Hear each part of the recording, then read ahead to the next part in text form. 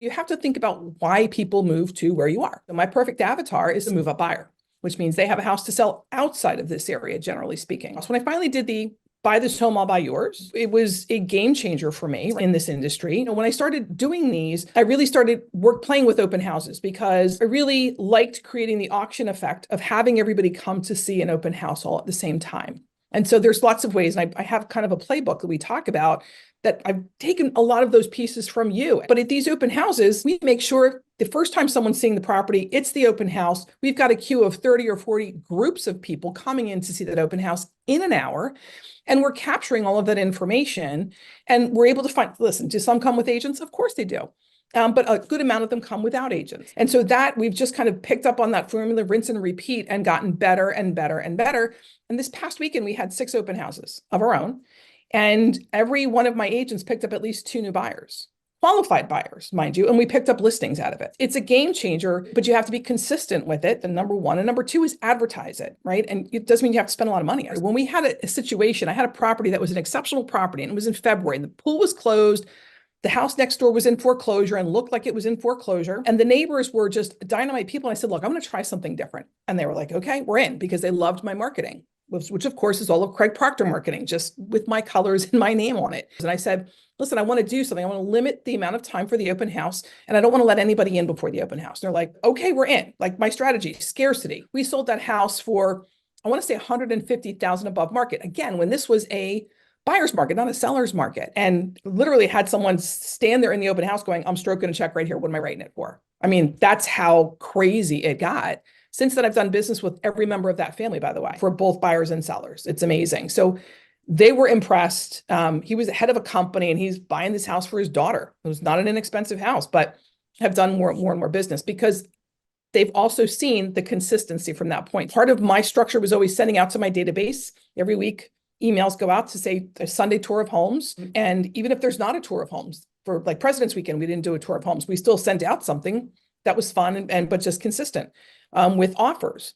So that email goes out to our database, which is now 81,000 people. We've accumulated all of these buyers and sellers by making sure we're putting them in the database and reaching back out to them. And then we do the slide dial to the neighborhood, to about 200 or 300 homes. Hey, come help pick your neighbor, right? We invite you to the open house. And then we do ads on Facebook and Instagram. And of course, it gets posted on LinkedIn. I just came back from a long weekend. I picked up 2 listing appointments while I was away from LinkedIn. People, hey, Nancy, when can you come see me? I'll wait for you. So those kinds of things, that consistency has been amazing. And you do it for buyers. Listen, I'm going to sell the home anyway. We get that. House is going to sell. But we're picking up more buyers because only one person can buy that home. And the amount of sellers that come and stand in the neighborhood going, are they giving the house away? What are all these cars doing here? What's going on? We're in rural South Jersey. This is not a city. And people are like, it's like a circus over there. And it's like, yeah. And then they're like, I want to be a part of that. One of the things that we talked about is that, people use that excuse of, I don't have any listings. So I was scrolling on Facebook and I see somebody on there that this guy, so listen, wholesaling is a huge business. And in South Jersey, it's monstrous. And so, but we're missing out on those deals. So this guy posts, he says, hey, I need someone to do an open house. He's a flipper. But I guess whoever he was, purchased his house with, he was listing it with, but he wouldn't do an open house. So I literally reached out immediately, said, hey, I'm going to do it. He's like, really? You'll do an open house? I'm like, absolutely.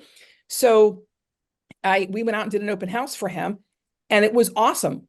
We've fostered that relationship, and there was a little back and forth between us initially. He was a loan officer, and I didn't like the company he did business with. So we did not do business together prior to that. And there was a little bit of a chip on his shoulder, not going to lie. But he started paying attention more after I raised my hand and said, I'll do this.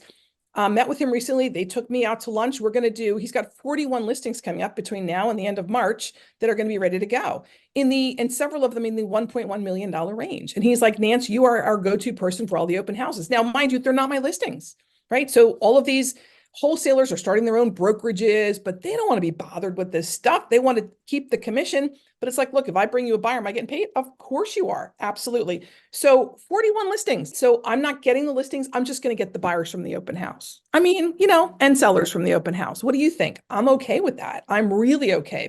Right. So I'm going to go. We're going to put up our sign. We're going to, we're getting permission from listing agents to use their pictures, or we're taking some more of our own.